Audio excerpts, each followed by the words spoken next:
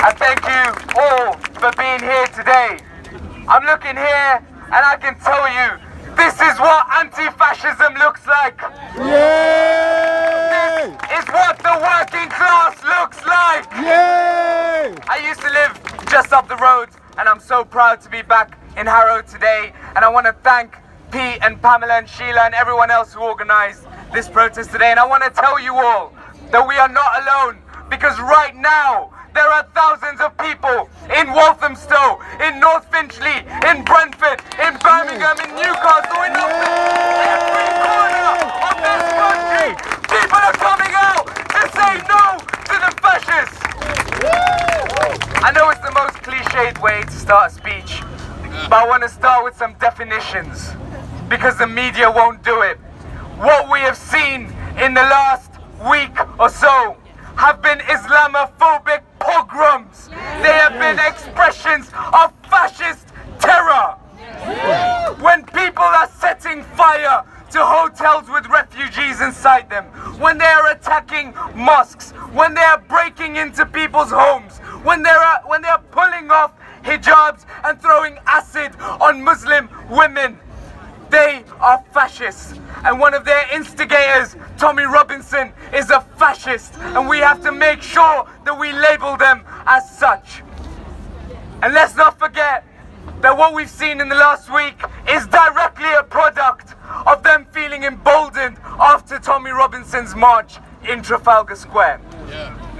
And the reason that the media and the politicians are doing everything they can to not use the word Islamophobia, to not call them fascists, is because they are responsible for feeding the fascists.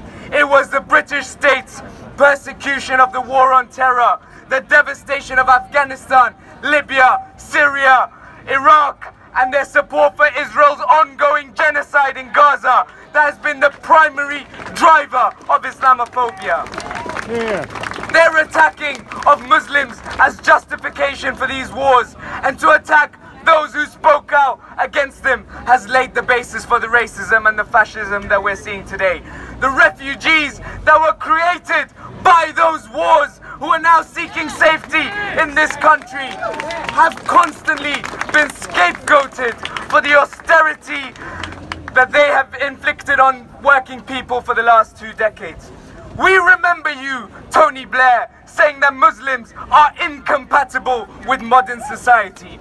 We remember David Cameron calling migrants swarms. We remember your go-home vans, Theresa May. We remember Boris Johnson calling Muslim women letterboxes.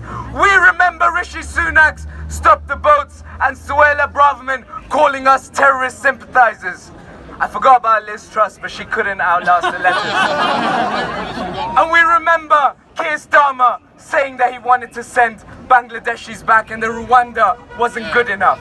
Well, this is your chickens coming home to roost. Every Muslim, every refugee, every ethnic minority that is hurt, that is right now frightened in their homes, is because of you. And let's be clear why this is happening right now in the way that it is. In November, Suella Braverman directly called the fascists onto the streets to attack the Palestine movement. When Tommy Robinson organized his march in June, he said it was to wave Union Jacks on British streets instead of Palestine flags. He said it was to oppose two-tier policing, which he got directly from Suella Braverman's mouth. If the fascists are mobilizing explicitly against the Palestine movement, if the Islamophobia that they principally organize around is driven by the state in response to the Palestine movement, and if today, 9 months after the genocide in Gaza began, our Palestine movement is still bringing out hundreds of thousands on the street and is still the biggest social force in this country, then it stands to reason that the entire Palestine movement has to be out opposing the fascists. Yay. Because when you have an ethnocratic state committing genocide, then there is no anti-racism, there is no anti-fascism that is not anti-Zionist. And there's a reason that the Zionists, there's a reason that the fascists are Zionists. It's not because they need funding from Israel. It's because they see Israel as a defender of their ethnocratic and Islamophobic views. It's because they support an imperialist world order that subjugates black and brown people. But now, for a note of hope, let's not forget that the vast majority of the British public support a ceasefire in Gaza, and that every one of our demonstrations for Palestine has been the best example of working class unity that we have seen in generations. So when we're talking about organizing an anti-fascist movement that isolates the fascists, that weakens the fascists, that demoralizes the fascists, that smashes the fascists, then we have to outnumber them on the streets. We cannot duck the central questions of Islamophobia and the oppression of the Palestinian people. And we have to organize in our unions and on the streets to end the austerity, the attacks on our public services, and the wholesale impoverishment of millions of people that is causing so much misery, and that is the breeding ground for fascism. And I'll end with this. Others have said it already. We cannot rely on the state. We cannot rely on the police who have killed so many black and brown people, who kick in the heads of brown Muslim people in Manchester, who have members of the far right among their ranks. We cannot rely on Keir Starmer's Labour Party. We can only rely on ourselves. Our strength is in our numbers. Our strength is in our working class unity. And we need to be right here, like we are right now, as a united movement to defend Muslims, to defend refugees, to defend ethnic minorities, to defend LGBT people.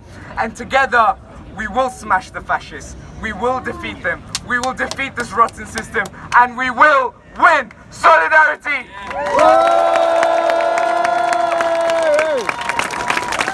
Say it loud, say it clear! Refugees are welcome here!